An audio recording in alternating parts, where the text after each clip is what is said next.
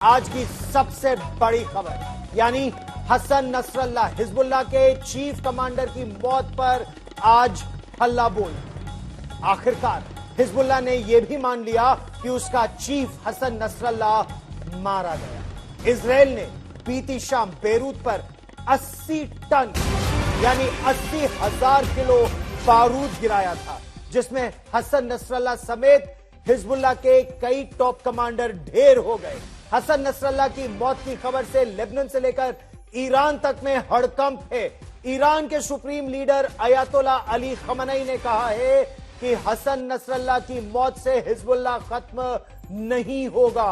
दुनिया भर में क्या पड़ेगा इसका असर, चर्चा आज इसी मुद्दे पर। लेकिन सबसे पहले देखिए हसन नसरल्लाह के मारे जाने पर आज तक की ये ग्राउंड रिपोर्ट। इजराइल का ऑपरेशन न्यू ऑर्डर, लड़ाकू विमानों का खास ऑपरेशन, इजराइल का इंतकाम आखिर पूरा।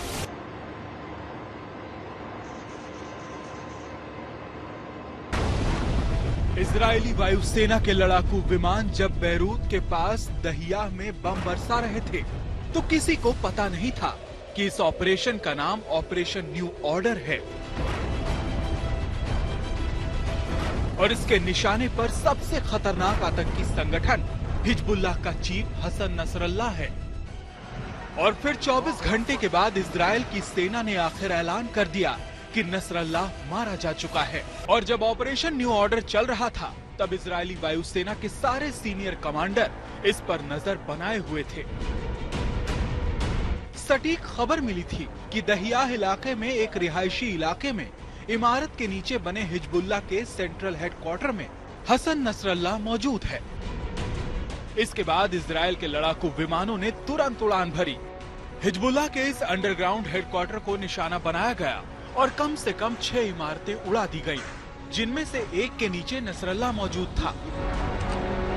24 घंटे बाद आईडीएफ ने सामने आकर ऐलान कर दिया कि नसरल्लाह का काम तमाम हो चुका है। कल हमले के वक्त भी हिजबुल्लाह के हेडक्वार्टर से उठ रहा धुआं कई किलोमीटर दूर से भी दिख रहा था। इस धुएं से ही अंदाजा लगाया जा सकता है कि हमला कितना भीषण होगा। नसरल्लाह के मारे जाने को इजराइल की बहुत बड़ी कामयाबी के तौर पर देखा जा रहा है और इजराइल ने भी जता दिया है कि ये शुरुआत भर है, यानी उसका ऑपरेशन अभी जारी रहेगा। कल बेरूत पर हमले के बाद इजराइल ने आज सुबह बेक्का इलाके पर भी हमला किया था, लेकिन नसरल्लाह के मारे जाने का ऐलान करने से पहले इजराइल ने भी सभी सूत्रों से ये कंफर्म कर लिया कि मारा गया शख्स नसरल्लाह ही है। शनिवार सुबह को जिस खबर का दावा इजराइल ने किया था, आखिरकार हिजबुल्लाह ने भी उस खबर पर मोहर लगा ली है। हिजबुल्लाह ने अपने एक बयान में कहा है कि शुक्रवार शाम को हिजबुल्लाह हेडक्वार्टर में जो इजराइल ने बमबारी की है उसमें उनके प्रमुख हसन नसरल्लाह मारे गए हैं। हसन नसरल्लाह के साथ साथ उसके परिवार के कुछ सदस्य भी उस हमले में मारे गए हैं। ये खबर आग की तरफ पूरे लेबनान में फैल गई है और उसके बाद हजारों की तादाद में हसन नसरल्लाह के समर्थक साउथ बेरूत की ओर जा रहे हैं ताकि उनका अंतिम दर्शन करें या फिर उनके जनाजे में शामिल हो जाएं। आने वाले कुछ घंटे और दिन काफी महत्वपूर्ण हैं परिस्थितियों के लिहाज से, न सिर्फ लेबनान में बल्कि पूरे खाड़ी देशों में। उन पर रहेगी आज तक की नजर। अशरफ वानी, टायर सिटी, दक्षिणी लेबनान, आज तक। और बड़ा प्रश्न इस समय यही है कि क्या आने वाले दिनों में पूरे मध्य पूर्व में तनाव और बढ़ेगा? क्या इजराइल पर जबरदस्त पलटवार करने की स्थिति में है हिजबुल्लाह का जो बैक करने वाला है ईरान, या फिर जो हूथी विद्रोही है? ऐसे कई यहां प्रश्न उठते हैं। लेकिन इससे पहले हसन नसरल्लाह के मारे जाने के बाद इजरायली डिफेंस फोर्सेस के प्रवक्ता रियर एडमिरल डैनियल हगारी ने कहा है कि एक खतरनाक आतंकी संगठन के नेता का सफाया हो गया है। एडमिरल हगारी ने कहा कि हमारी लड़ाई लेबनान के लोगों से नहीं है, हिजबुल्लाह से है। यह भी कहा कि हिजबुल्लाह दुनिया के लिए बड़ा खतरा बनता जा रहा था। सुनिए। तो बड़ी बात रियर एडमिरल डैनियल हगारी ने की है। पूरी दुनिया के लिए बड़ा खतरा हिजबुल्लाह इस समय बनकर उभर रहा था और इसीलिए हिजबुल्लाह के चीफ के खिलाफ कार्रवाई जरूरी थी।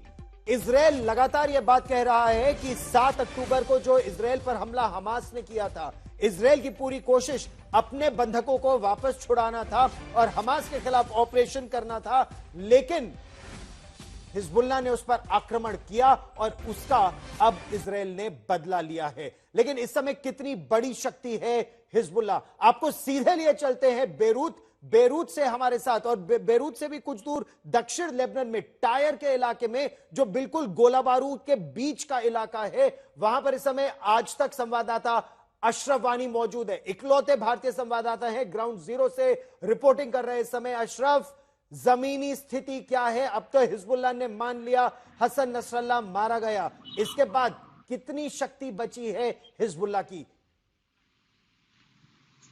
गौरव, पूरी तरह से अगर हम कहें कि मातम का माहौल दक्षिणी लेबनान में है, तो वहीं पर हिजबुल्लाह के प्रमुख हसन नसरुल्लाह के हिजबुल्लाह की तरफ से ये मारे जाने के बाद पूरी तरह से एक तरह का हम कहें कि जो रेड अलर्ट होता है जारी कर दिया है न सिर्फ हिजबुल्लाह ने बल्कि साथ साथ लेबनीज अथॉरिटीज ने।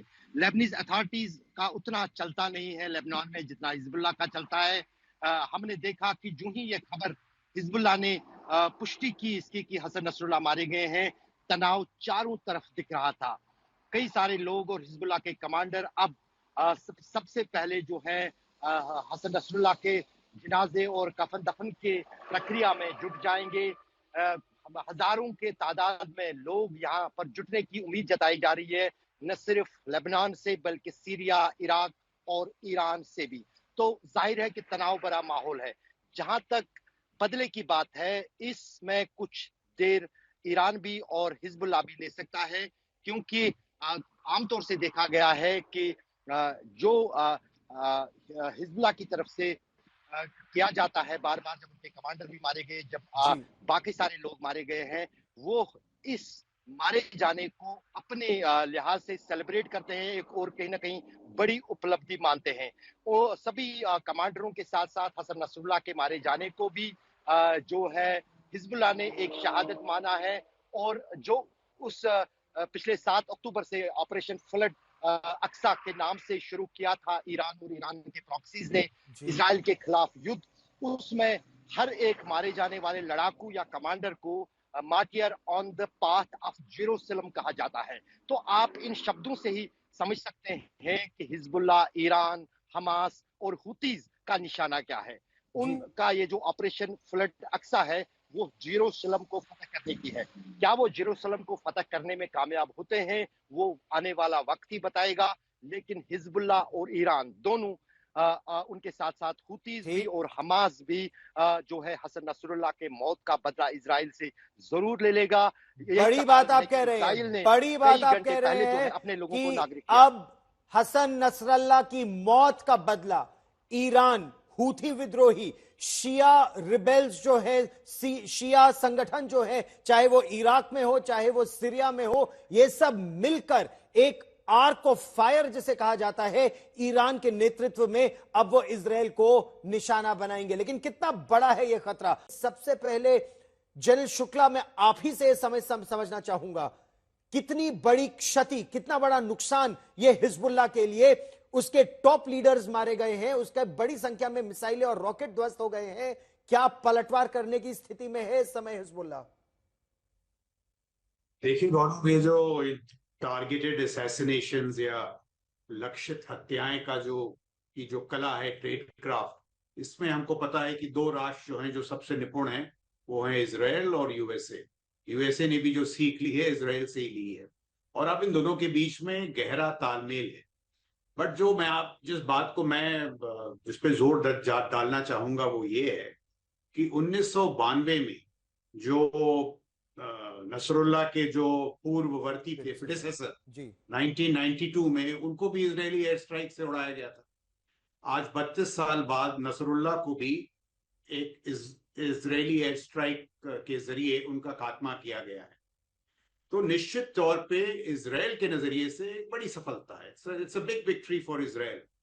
बट जो पहली सीख और सबक वो ये है कि आप कमांडर कितने भी निकाल दें, आपने मुसावी को निकाला, आपने नसरुल्लाह को निकाला, फौज शुक्र को निकाला, कासिम सुलेमानी को निकाला, बट जो आइडिया या जो सोच है, जो तंत्र का, वो जो ये अंतरकाल था मुसावी और नसरुल्लाह के बीच, उसमें उस तंत्र का जो वर्चस्व था वो तो और ही बड़ा है। आप गाजा में ले लें, जी इतने भयानक हमलों के बाद भी जो 24 बटालियंस हैं हमास की, I am told out of them 21 have reconstituted themselves. तो बात ये है कि आप कमांडर्स को निकाल सकते हैं और ये एक आसान चीज नहीं है, बड़ी अद्भुत कला है। उसके लिए Israel deserves full marks, but will it and Hezbollah? Certainly not. अगर आप इतिहास को देखें तो मुझको तो नहीं लगता कि हिजबुल्लाह का खात्मा हुआ है। हाँ, नसरुल्लाह का जरूर अंत हुआ है, जैसे मुसावी का हुआ था, बट जवाबी लेकिन हमले इस समय जरूर क्या होंगे। क्या इस बार परिस्थिति अलग है? एम्बेसडर आंचल मल्होत्रा, क्या स्थिति इस बार अलग है?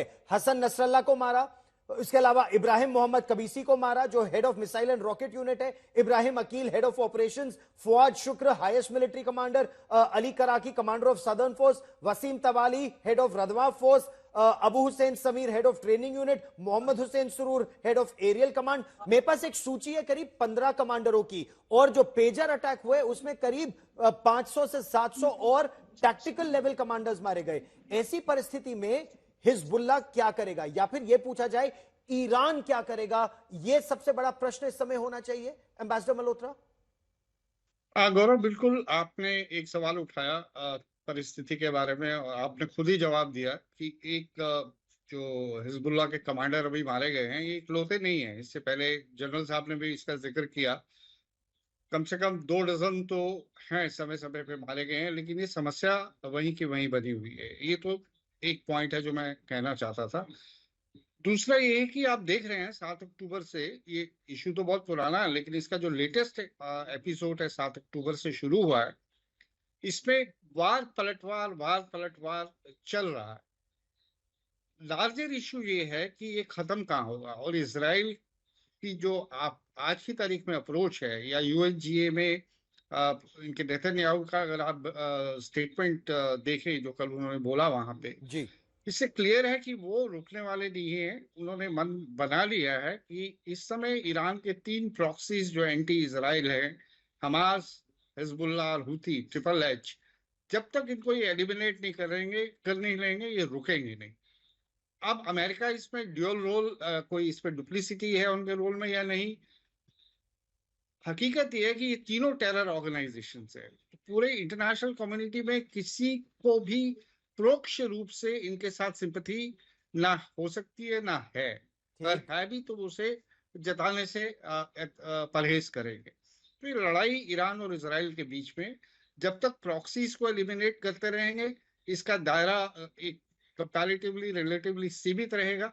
लेकिन जिस समय ईरान और इजराइल आमने सामने आके एक दूसरे पे हमला करेंगे, तो फिर इसका दायरा बढ़ने की काफी संभावनाएं के अलावा जो इसका डिवास्टेटिंग इम्पैक्ट होगा पूरे रीजन पे, ठीक, जो और शायद इसीलिए अमेरिकन और फ्रेंच और दूसरे लोग कोशिश कर रहे हैं कि इनमें डायरेक्ट कन्फ्रंटेशन नहीं हो, क्योंकि उसका फिर जो फॉल आउट होगा वो इकोनॉमिक, स्ट्रैटेजिक, हर लिहाज से अमेरिका को भी हिट करेगा, वेस्ट को भी हिट करेगा, मिडिल ईस्ट को भी करेगा। तो डॉक्टर ये निशिकांत ओझा, क्या हम इस समय देखेंगे कि ईरान जिस तरह से, जैसे ये खबर आई और कॉन्फर्मेशन आने से पहले, कॉन्फर्मेशन तो एक तरह से इसी तरह आ गया था हिजबुल्लाह ने कंफर्म करने से पहले कि हसन नसरल्लाह मारा गया, जब ईरान ने अयतोल्ला अली खमेनी को एक सुरक्षित स्थान पर भेज दिया। यानी ईरान जानता था सच क्या है, ईरान जानता था कि अगर इजराइल इस्माइल हानिये को मार सकता है तेहरान में, तो अयतोल्ला अली खमेनी भी सुरक्षित नहीं है।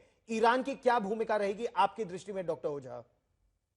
गौरव, देखिए, जहाँ तक ईरान को जितना मैं समझ पा रहा हूँ और जो मैंने थोड़ा डीपली काम किया हुआ है उस सब्जेक्ट पे, ये जो मोसाद की जो फुटप्रिंट्स हैं, ये ईरान या नेबरिंग जो भी उस ज्योग्राफिक रीजन में काफी हद तक उन्होंने अपनी पेंट्रेशन बना रखी है। तो ये ईरान को भी पता है कि अभी जैसे बीच में उनका कई इंसिडेंट्स हुए जो प्रोवोक हुए वहां पर, उसके पीछे मोसाद का हाथ आया। तो इससे समझ में आता है कि उनकी डीप पेंट्रेशन अंदर है, उनके पास इंटेलिजेंस पूरी है, उनके पास सारे इन एंड आउट्स हैं। तो ये एक बहुत बड़ा कंसर्न था जिस वजह से सुप्रीमो को हटाया गया कि कहीं उन पर कोई इम्पैक्ट ना आए।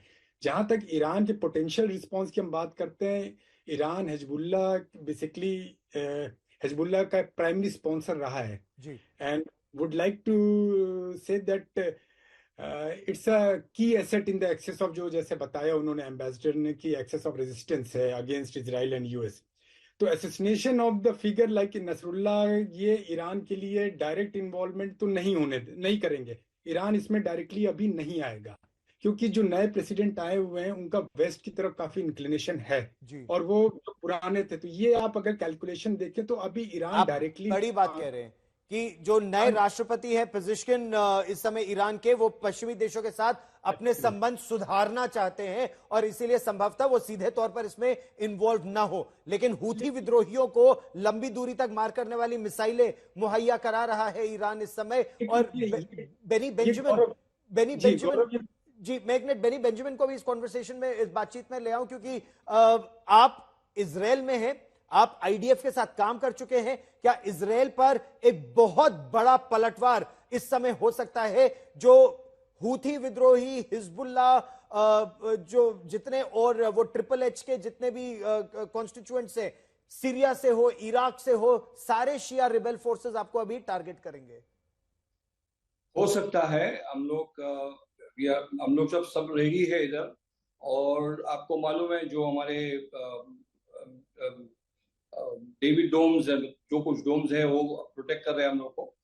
आई एम सो श्योर क्या कुछ होगा, बट इजराइल भी बहुत अलर्ट है और इजराइल ने अभी ऐसा स्टैंड उठाया है क्या उन लोग ने लेबनान को फ्रीडम के लिए बोल दिया है।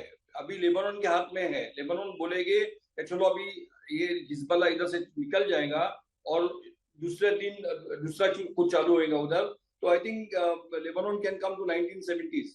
और मेरे को तो लगता है कि लेबनान ने अभी ये टाइम स्टैंड लेना ही मांगता है, और इजराइल के साथ नहीं, इजराइल के साथ पीस नहीं करेंगे तो भी चलेगा, but at least they will have a peace in their country. उन लोग के कंट्री में जो पीस होगा वो ही वेरी इंपॉर्टेंट है अभी तक। तो जो ईरान करेंगे, जो हौतीस करेंगे, जो इराक करते हैं, जो पैलेस्टीन कर रहे हैं, हम लोगों को कुछ, उन लोग का डर नहीं है, हम लोग डरते नहीं किसको, हम लोग सब अलर्ट है और हम लोग रेडी भी है उस बारे में। नहीं, लेकिन ये आप बड़ी बात कह रहे हैं और कुलदीप शेखावत जी से भी इसका उत्तर लेने का प्रयास करते हैं। कुलदीप जी, क्या आपको लगता है कि हिजबुल्लाह के खिलाफ लेबनान में आवाजें उठनी शुरू होंगी, और क्या लेबनान एक बार फिर उस दौर में आ सकता है जब उसे पेरिस ऑफ द ईस्ट या स्विट्जरलैंड ऑफ द ईस्ट कहा जाता था? गौरव जी, पहली चीज, मेरे बाकी पैनलिस्ट ने काफी कुछ कहा और बहुत पॉइंटेड कहा कि क्या हो रहा है, लेकिन full marks to Israel for what they have done. मेरे हिसाब से इजराइल ने जो किया वो ठीक किया। अब जो क्वेश्चन आपका है, जो प्रश्न आपने किया कि भाई इजराइल और लेबनान की कहानी में क्या मोड़ आएगा, लेबनान के लोग पहले भी इजराइल के विरोध में नहीं थे। लेबनान का आम नागरिक आज भी इजराइल के विरोध में नहीं है, वहां की सरकार भी नहीं है।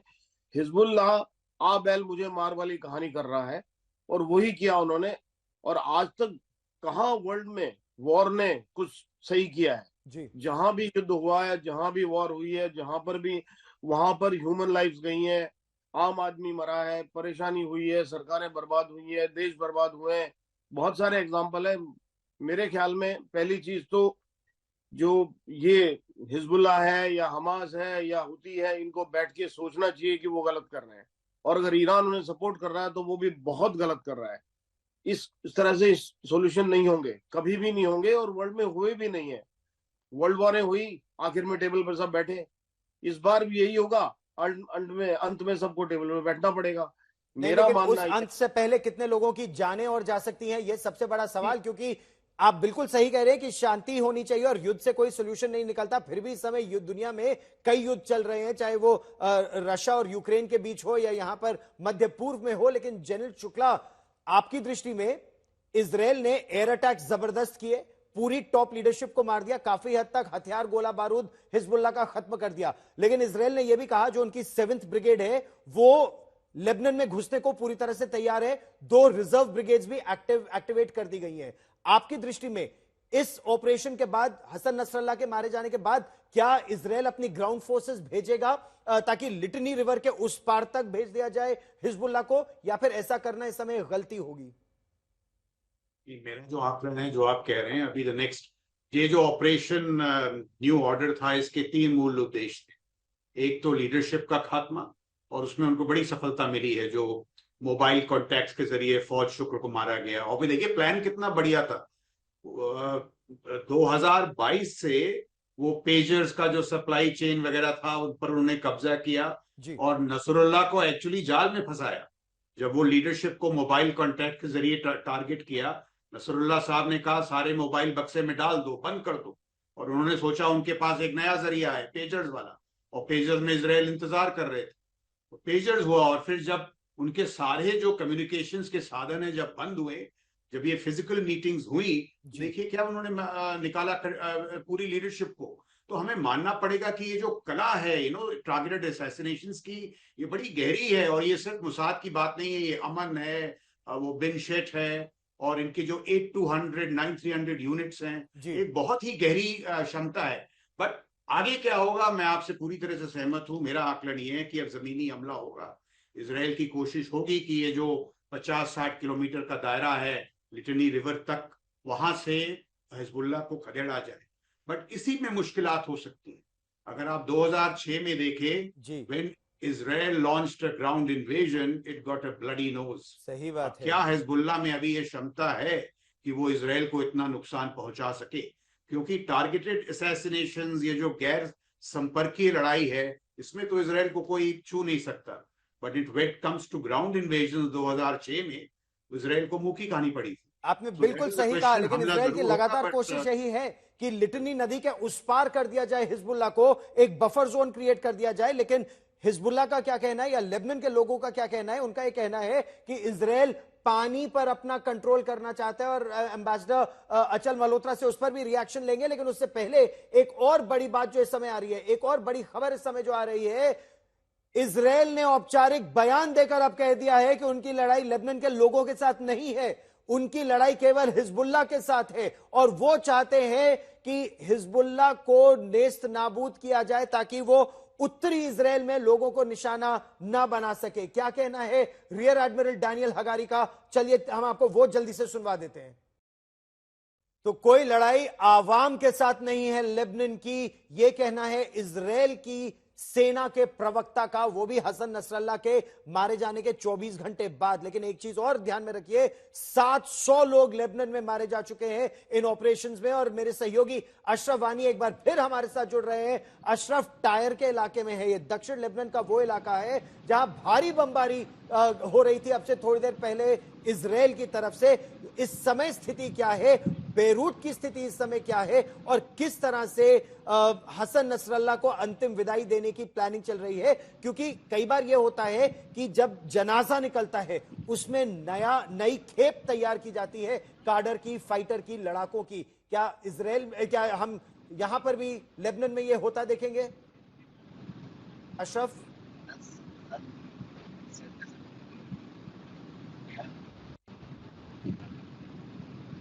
गौरव, दरअसल जो आपने जनाजे की बात की है, मुझे लगता है कि इन कब दफनाया जाएगा हसन नसरुल्लाह को, वो बात और वो समय, उसकी कोई जानकारी हिजबुल्लाह ने साझा तो नहीं की है।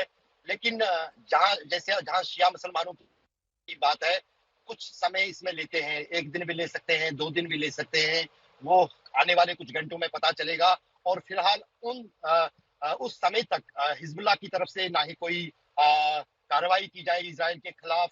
और मेरा ये मानना है कि इजराइल भी थोड़ा जो बमबारी है वो आने वाले कुछ घंटों और दिनों के लिए टाल सकता है।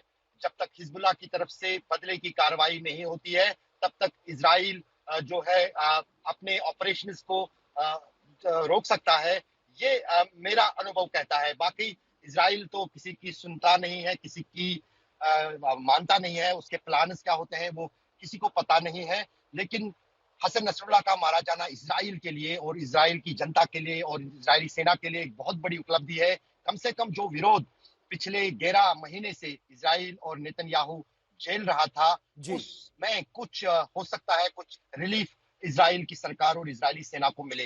अच्छा अशरफ, आप लगातार लोगों से बात कर रहे हैं, क्या उनको इस बात का डर है कि अब इजराइल की ग्राउंड फोर्सेस 2006 की तरह एक बार फिर अंदर आ सकती हैं और एक बार फिर ग्राउंड युद्ध शुरू हो सकता है इजराइल और लेबनान के बीच और इजराइल और हिजबुल्लाह के बीच लेबनान की सीमा के अंदर?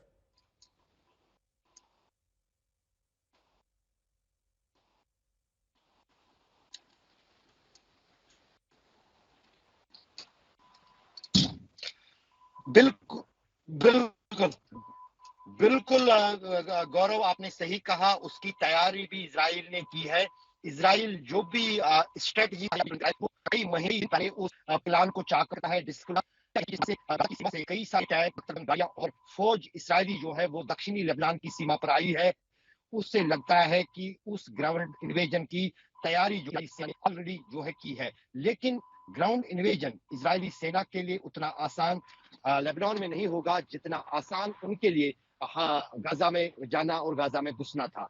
तो जाहिर है कि काफी प्लानिंग के बाद पहले रिएक्शन देखेगी इजरायली फौज कि क्या रिएक्शन होता है हिजबुल्लाह का, उसके बाद ही उस पर कोई फैसला जो है इजरायली सेना ले सकती है। लेकिन फिलहाल जो तैयारी अगर इजराइल की देखें तो हर चुनौती से मुकाबला करने के लिए इजरायली सेना पहले से ही तैयार है।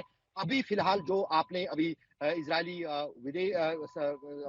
जो डिफेंस मिनिस्टर है उनका स्टेटमेंट सुनाया और आर्मी के प्रमुख जो हैं, तो उस बीच लगता ये है कि कहीं ना कहीं अपने स्टेटमेंट से लेबनीज लोगों और हिजबुल्लाह को अलग करना चाहता है इजराइल, ताकि लेबनीज लोग ये समझे कि जो भी उन पर मुसीबत का पहाड़ है उसका कारण हिजबुल्लाह है और हिजबुल्लाह के ही कारण लेबनान जो है इजराइल की जंग जूझ रहा है। लेकिन क्या उस रणनीति या उस पैंतरे में इजराइल कामयाब होता है, वो कम ही लगता है, क्योंकि पूरे लेबनान पर जो कंट्रोल है वो हिजबुल्लाह का ही है। यहाँ पर कोई सरकार नहीं है, यहाँ केयरटेकर गवर्नमेंट काम कर रही है। वो भी हर कदम जो है हिजबुल्लाह की लीडरशिप और हिजबुल्लाह के कमांडरों से पूछकर ही वो कदम लेती है। और अभी पिछले कुछ घंटों के दौरान जब से हिजबुल्लाह के हसन नसरुल्लाह की मौत की खबर हिजबुल्लाह ने पुष्टि की है, तब से पूरी लेबनान और लेबनीज सरकार और लेबनान के लोग और जो यहाँ का प्रशासन है वो इसी चीज में लगा हुआ है कि किस तरह से जो है इसका मातम जो है, खासतौर से इसको मॉर्निंग कहा जाता है, हसन नसरुल्लाह के मौत का मारा जाएगा। यहाँ तक कि कुछ देर पहले एक तस्वीर हसन नसरुल्लाह की जो है वो हिजबुल्लाह ने जारी की है, जिस पर मोटे मोटे अल्फाज में लिखा हुआ है, लेबनान के पास जो भी था वो फलस्तीन के लिए निछावर कर दिया। अगर हम हिंदी में इसका तर्जुमा करें, अरबी में ये कोट उस फोटोग्राफ पर लगा हुआ है, तो जाहिर है कि अब सहानुभूति फलस्तीन के नाम पर हिजबुल्लाह जुटाने की कोशिश करेगा आने वाले दिनों में, कि सबसे बड़ी आवाज या बड़ा दुश्मन जो इजराइल का था उसको भी कुर्बान किया है लेबनान ने या हिजबुल्लाह ने फलस्तीन के नाम पर। उसमें कितना समर्थन खाड़ी के देशों में और लेबनान में और ईरान में और सीरिया में और यमन में और इराक में अब हिजबुल्लाह जुटा पाता है, वो आने वाले दिनों में पता चलेगा। और एक महत्वपूर्ण पॉइंट जो आपने कहा कि जनाजे में खास तौर से जो है रिक्रूटमेंट शुरू हो जाती है, बिल्कुल आपने सही कहा। जब हसन नसरुल्लाह का जनाजा होगा, जब उसको दफनाया जाएगा, उस वक्त आप देख लेना, ये मैं आपको भविष्यवाणी कह रहा हूँ, हजारों की तादाद में वॉलंटियर शिया मुसलमान सीरिया के, इराक के, ईरान के, लेबनान के और यमन के जो हैं वो वॉलंटियरली हिजबुल्लाह के नाम पर जो है अपने नाम को दर्ज कराएंगे और हिजबुल्लाह की फौज आने वाले महीनों में और भी जो है बढ़ सकती है।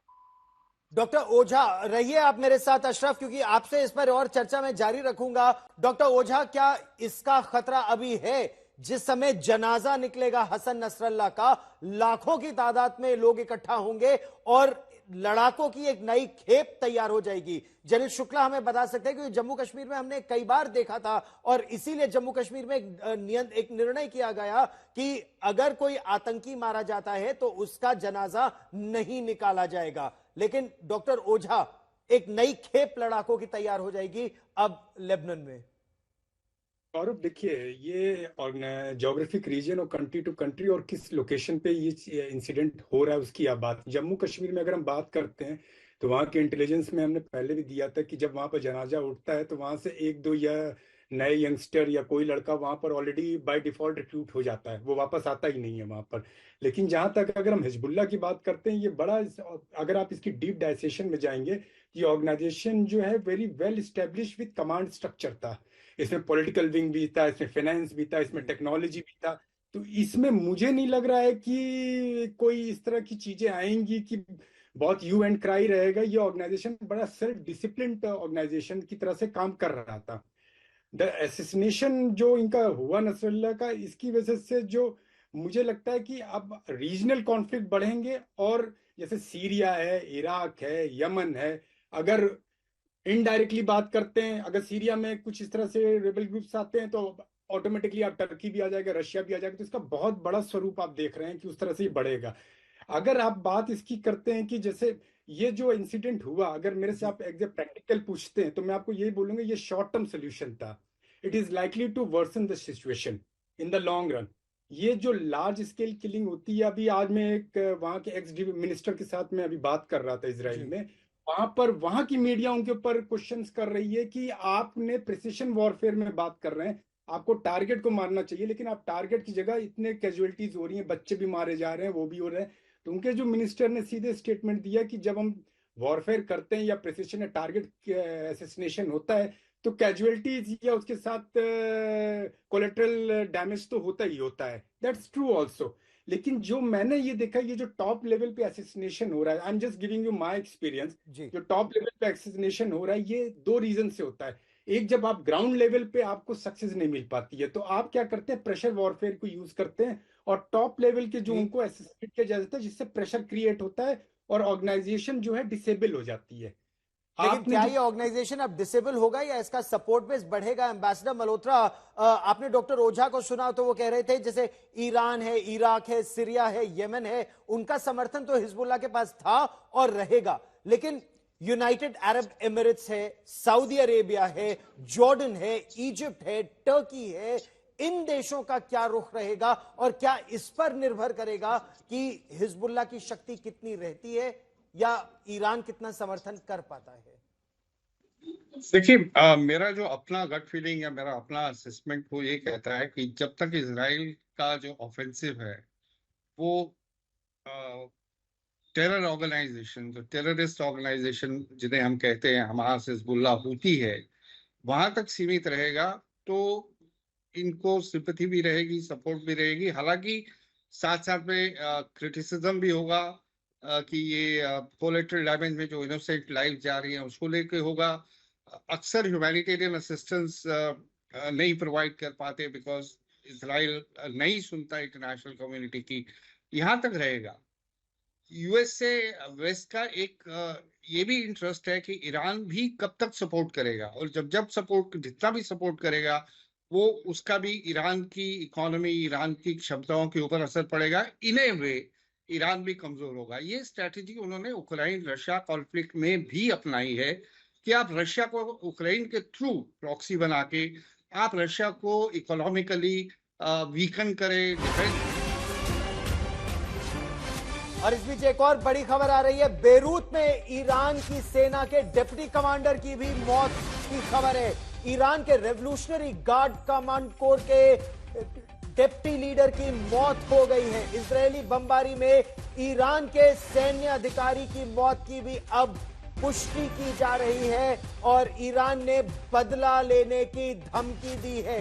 इस वक्त की बड़ी खबर हम आपको आज तक पर बता रहे हैं, इजरायल की बमबारी में ईरान के सैन्य अधिकारी की मौत भी हो गई है और जो IRGC जो है, जो उनका रेवोल्यूशनरी गार्ड कोर है, ये एक तरह से कहा जाए तो वो अयातोल्ला अली खमेनी की सबसे ताकतवर शक्तिशाली फोर्स है। रेवोल्यूशनरी गार्ड कोर के डेप्यूटी लीडर की इसमें डेथ हो गई है। और जनरल शुक्ला, क्या ये एक बार फिर जिस तरह जनरल सुलेमानी की मौत के बाद ईरान बहुत आग बबूला हुआ था, क्या ये उस तरह की स्थिति एक बार और उभरेगी या ये प्रश्न उठेगा कि वो वहां कर क्या रहे थे? ये जो अभी आपने नाम बताया है, इससे तो लग रहा है कि जो इंतकाम की सूची है उसमें एक नाम और जुड़ गया। आप शुरू करें हनी से लेके फौज शुक्र, जी नसरुल्लाह और अब जो डिप्टी कमांडर हैं, तो इसमें इजराइल की, ईरान की जो है एक लाचार सा नजर आ रहा है। It is looking helpless and therefore it may be dangerous. And उसमें आप देखिए अब ईरान का जो है ना, ये युद्ध का क्षेत्रीय जो विशालीकरण है उसकी संभावना बढ़ रही है। क्योंकि अगर ईरान इतना लाचार नजर आएगा, ईरान ने कुछ करना होगा, और वो क्या कर सकता है? जो पिछली बार उनके मिसाइल अटैक्स थे वो ज्यादा सफल हुए नहीं, उनमें ये टारगेटेड असैसिनेशंस की क्षमता है नहीं। So the only option to me seems to be that they will attack American bases, और अगर वो हुआ, या if not American bases some other countries, जी तो अगर वो हुआ और उस मतलब फिर तो लड़ाई का जो दायरा है वो बढ़ेगा। इस समय यूएस के 2 एयरक्राफ्ट कैरियर्स हैं, ईरान पे दबाव है, पर इतनी ये जो लाचारता नजर आ रही है ईरान की, इसके जवाब में उसे कोई ना कोई इंतकाम लेना होगा। और तो वो जो कुलदीप शेखावत जी, क्या आपको भी ऐसा इस समय लग रहा है कि ईरान बेहद लाचार नजर आ रहा है? इस्माइल हानिये को तेहरान में मार दिया गया 31 जुलाई को, ज्यादा कुछ नहीं कर पाया ईरान। अब उसका डिप्टी कमांडर मारा गया है आईआरजीसी का, और वो कुछ नहीं कर पा रहा है, या अब कुछ करना ही पड़ेगा ईरान को? या सिनावर जिंदा है, बाकी तो सबका खात्मा हो गया। जी, आप सही कह रहे हैं। याया सिनवार एक इकलौता अब हमास का कमांडर है जो जीवित है, लेकिन हिजबुल्लाह की क्या ताकत, बेनी बेंजामिन, क्या अब बड़ी तरीके से हमला हो सकता है? क्योंकि जो आपकी कोशिश है कि लड़ाई हो जाए लेबनान में ईसाइयों और मुसलमानों के बीच, या शिया और सुन्नियों के बीच, अभी लग तो नहीं रहा कि ऐसा हो सकता है, या अब इजराइल उसको भी ट्रिगर करने की कोशिश कर रहा है? ऐसा हो नहीं सकता है उधर लेबनान में। आई थिंक उन लोग जब विचार करेंगे क्या अभी ये शिया की हालत ऐसी है, तो इजराइल ने वेरी सख्त लोगों को बुलाया है कि बाबा अभी बॉर्डर से एंटर नहीं करना है लेबनान में, किसी को भी अलाउड नहीं है। और जो ईरान का प्लेन भी आ रहा था, I don't know if it is passenger plane हो, कुछ प्लेन था, वो भी इजराइल ने वापस भेज दिया उन लोगों को कि बाबा उधर लेबनान में लैंड नहीं कर सकते।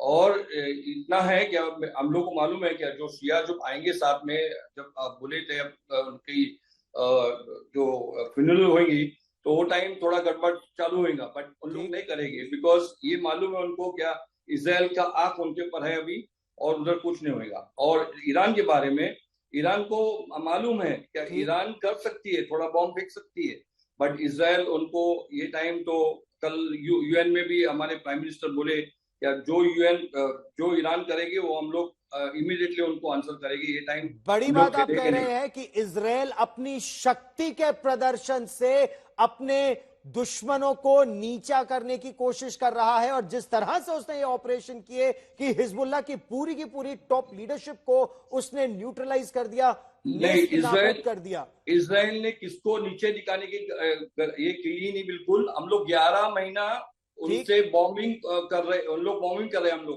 हम लोग के 70,000 आदमी लोग, लेकिन 700 लोग लेबनान में भी मारे गए हैं सर, वो भी एक सच्चाई है जिसको अनदेखा नहीं किया जा सकता।